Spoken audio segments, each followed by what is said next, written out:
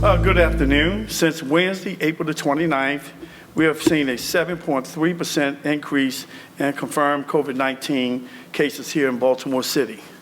As of this morning, the city has 2,162 reported cases, 442 people hospitalized with COVID-19, and 102 deaths. That's 102 families in our city that are hurt and grieving, and I grieve along with them. We're focused on continuing to scale up our response to this emergency to ensure residents of our city have the resources and support they need at this time, while continuing to leverage the wealth of medical and public health expertise here in the city of Baltimore. Over the last few weeks, we have made great strides to provide the necessary resources and supports to the residents of Baltimore City as it relates to food access, health information, testing, virtual learning, and financial relief. I want to remind residents that they are encouraged to call their doctor or 211 for coronavirus symptoms screening and to be connected to a physician for assessment. Today, I want to focus on an outpouring of love and generosity that we've been seeing across the city. Individuals and organizations have been generously donating their time and supplies to support the city's response to and recovery from this pandemic.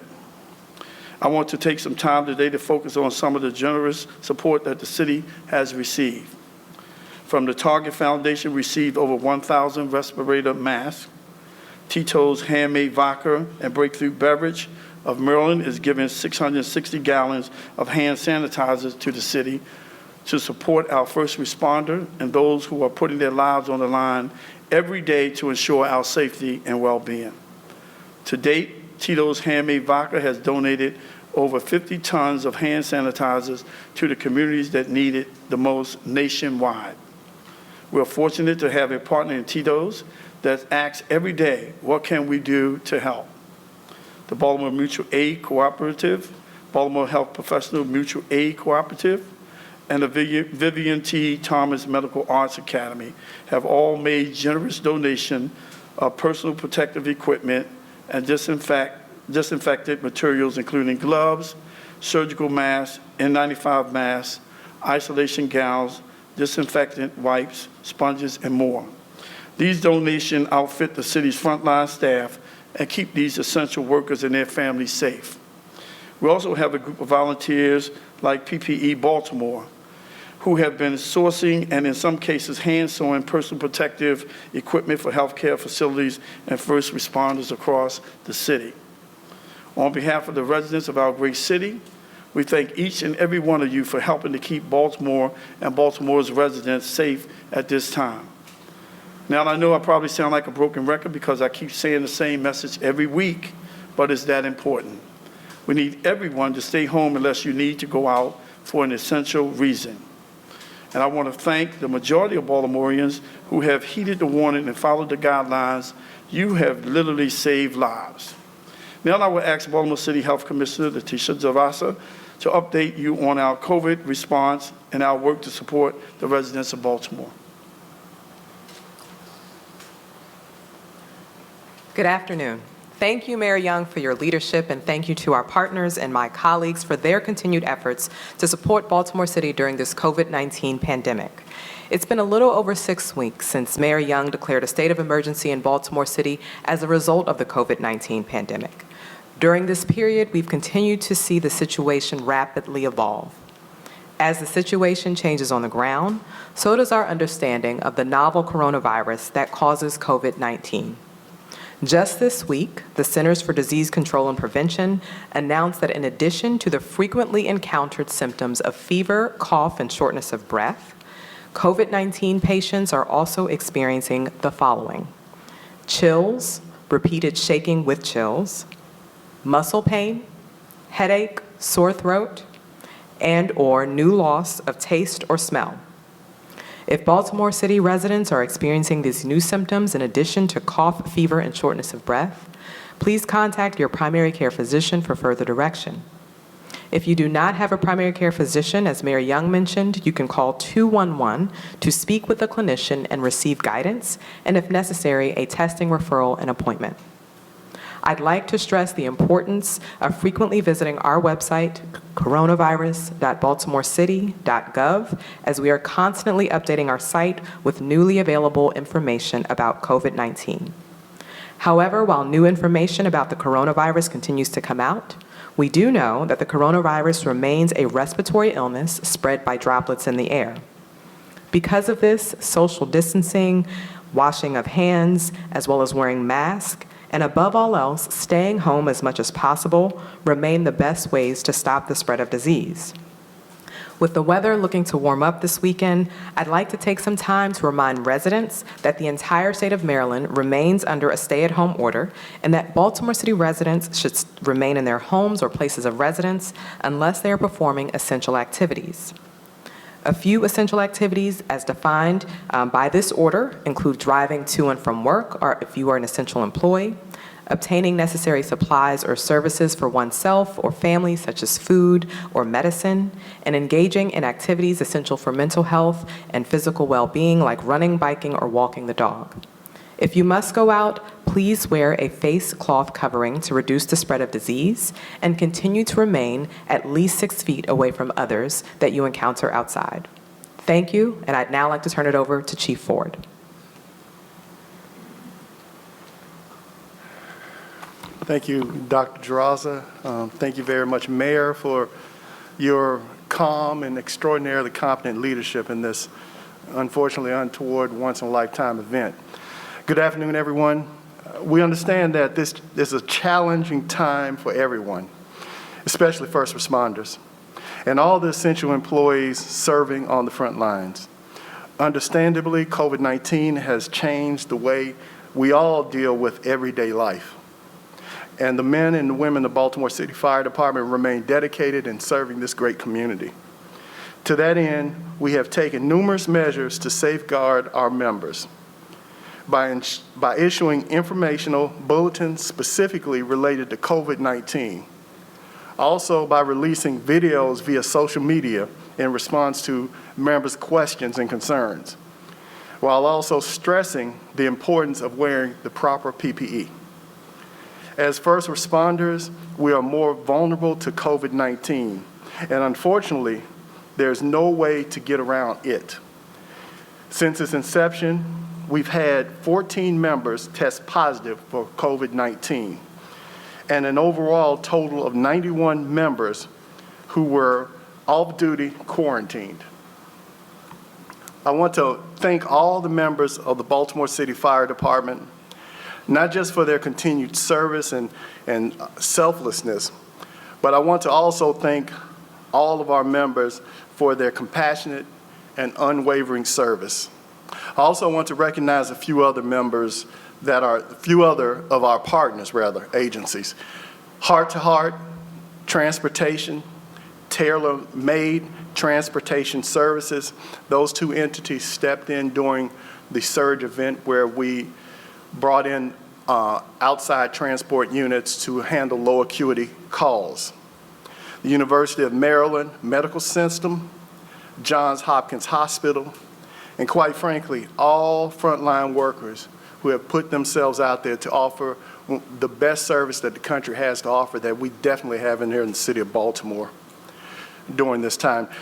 To date, we are still following the recommendation of our health officials at the local, state, and federal level for the protection of everyone. And we will remain proactive and focused on limiting our exposure to COVID-19 as much as possible.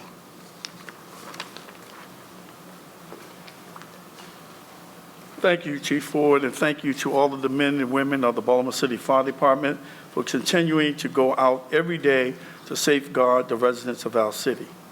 In addition to the support we've received, the city has also seen an outpouring of services from our frontline workers. Many employees in the city of Baltimore are going above and beyond to serve the residents during this critical time. This week, we started highlighting some of these workers on our social media accounts. I'd like to take just a minute to highlight those staff who are recognized for their contributions this week. Ann Tyndall is a shift supervisor at the Baltimore City Domestic Violence Visitation Center and the Mayor's Office of Criminal Justice. Though the center could have gone dark, During this period, Ann and her colleagues continue to assist with video visits and check-ins with families. Demetric Davenport-Eel is a solid waste worker, driver in the Department of Public Works. Demetric has been a champion of curbside collection crews by keeping them motivated and ensuring they remain safe and wear their personal protective equipment. Captain Timothy Cullen is the infectious control officer of the Baltimore City Fire Department. Captain Cullen has been responsible for the daily health and well-being of fire department members, proactively developing new COVID-19 specific policies and procedures, and has served as a citywide resource on occupational health questions. Jamal West is a building repair for the Department of General Services. Jamal has been an exceptional team player since COVID-19 pandemic began, always making sure occupants in the Able Woman building are provided with a safe working environment. And for city agencies such as the Fire Department, DPW, and the Finance Department, who continue to service the public, Jamal ensures the facilities are operating at full capacity. We will continue to highlight those employees who exemplify the city's commitment to public service each day. I also want to take a moment to thank all of the essential workers in our city, the ones who are working just as hard from behind the scenes. Their jobs are very essential because they make it possible for the doctors, the nurses, and public safety personnel to do their jobs so well. The housekeepers, medical records transporters, the engineers, the cafeteria worker, the security staff, the blood lab, the radiologists, and the social workers. I know I probably missed a few, but know that all of your roles are valuable and very important, and we appreciate all that you do. Finally, I want to remind the city that tonight at 7 p.m., we're participating in Charm City Cheers. I encourage every resident to join me and the council tonight and clap, honk, or cheer in honor of the hard work of our frontline workers in all the professions. Our city is strong, resilient, and most importantly, compassionate. Collectively, we will recover from this pandemic. At this time, we'll take a few questions. Mr. Mayor, are you discussing or are there any plans to open anything up prior to the state saying it's okay? Well, we're going to follow the advice of our healthcare our health professionals, and also we want to make sure that we are continuing our partnership with the state. We want to make sure that when we start opening, that we have slowed the curve, and that it's safe for people to report back to work, making sure we have the PPEs and the equipment that we need to keep our employees safe. So the governor hasn't said anything yet. All the health experts that I've been listening to have said that it's too early to even considering opening up, and that's been across the country. So I'll let my health commissioner speak to that. Mr. Mayor, there are still 400 people staying in city-run shelters. Is there a plan to rehouse them?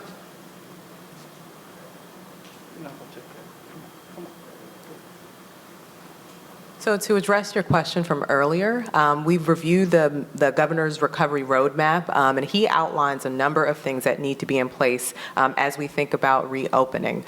Certainly having wide access to testing is one of those things, being able to do contact tracing, again, at a very broad level, given the number of cases we anticipate, being able to provide PPE for healthcare workers, and being prepared for medical surge as well. So I will say, the city is thinking through recovery, and the health department is putting together guidelines to guide how we would support recovery across city services.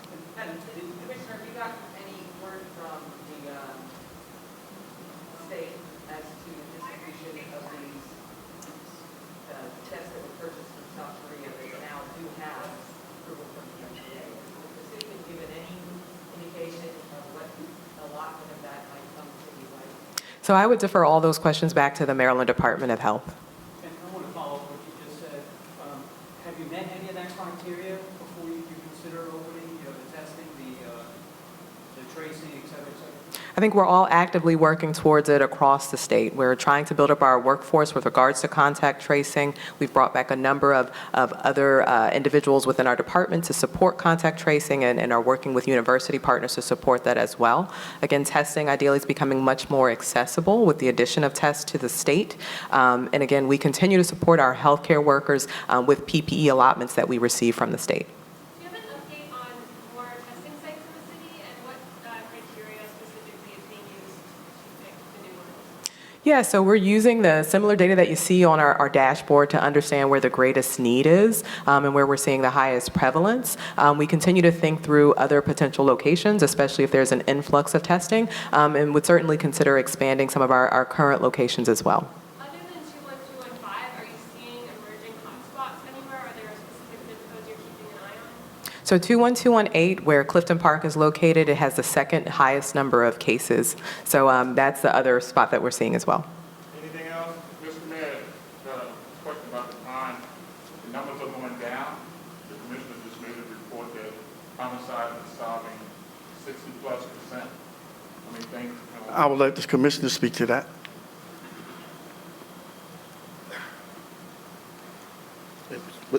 Repeat the question, please. About the crime going down, and you just made some arrests, the murder rate. You just made an announcement that the solve rate is going up to 60% now. So things. I don't want to use the word look at that. Well, we've seen a decrease, a sharp decrease in property crime, and we've seen a slight decrease in violent crime as well. Some of that is attributed to COVID because there are fewer people out, fewer opportunities for crimes of opportunity. However, when it comes to the clearance rate, that has nothing to do with COVID. That's with the arrest of the individuals who committed that. And so that is by far the enhancements we've made to the homicide unit and giving them more time to investigate in the training and what we have done to build better capacity in the homicide rate. And it's attributed to more people in the community coming forward with information that has helped us clear those cases. So that the clearance rate is not anything related to COVID, but it's about the enhancements that we've made and the better trust we're getting from community to clear those cases. So the operation you put in place is back to starting. Those things are coming together and are working, even despite we're in the midst of a pandemic. The officers are showing up every single day and investigating and patrolling and responding to citizens' calls and are going far beyond the call of duty. And all of it is working together at the same time. And you have a new aid today with the plane going around? That started just a short while ago this afternoon. For the first flight, that has now started, the air program. All right, thank you guys. Tom, last question. Commissioner Harrison, are you concerned that the city being under a stay-at-home order will skew any of the data from the aerial surveillance pilot? Well, the data will be what it will be, and we will use the data to inform us, and that's what this is, an experimental pilot program. Though there are fewer people out, and we're seeing a somewhat of a drop in violent crime, but a sharper drop in property crime, we did not know COVID would be here, and we don't know how long it will be here. And so it was important that we got the programs started. All right, thank you. Commissioner, one more quick question. Yes, quick question. We're going to get really nice weather this weekend, really tomorrow. Parks are really heavily used, et cetera. I think that what the city has perhaps an opportunity to do some things different than other jurisdictions might do on a different timetable, like Ocean City, Maryland, may do some things on a different timetable. Is there an independent consideration going on in the city of Baltimore as to what might be able to open, adjust use, that kind of thing, that would be independent of what other jurisdictions or the state do? So again, the health department has actually drafted some recovery guidelines, taking into consideration the different areas and services provided by the city as compared to other jurisdictions. So what we've drafted is very specific to city services.